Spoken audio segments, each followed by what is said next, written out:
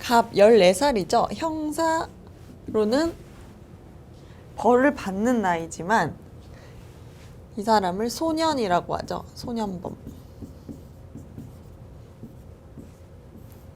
민사와 형사의 차이를 잘 알아야 되는데요. 형사에서 14살이면 처벌을 받아요. 그런데 민사에서는 미성년자라서 행위 무능력자라고 하죠.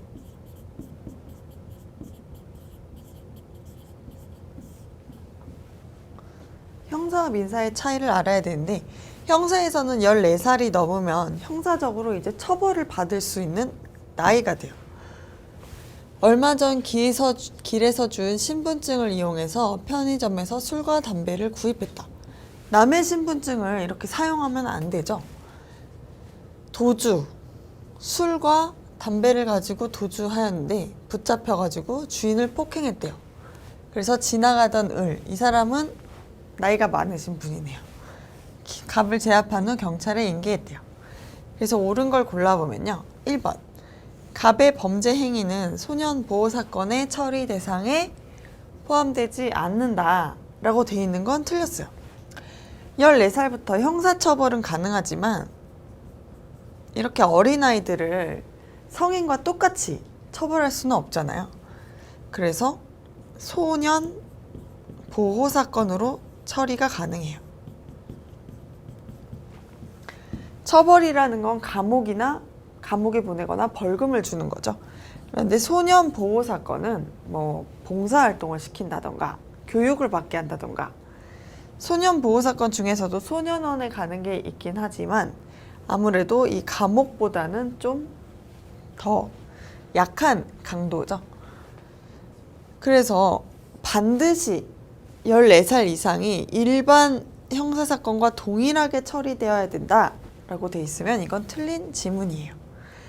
2번, 갑은 책임 조각사유가 존재한다. 책임 조각사유는 14살보다 어릴 때 존재해요.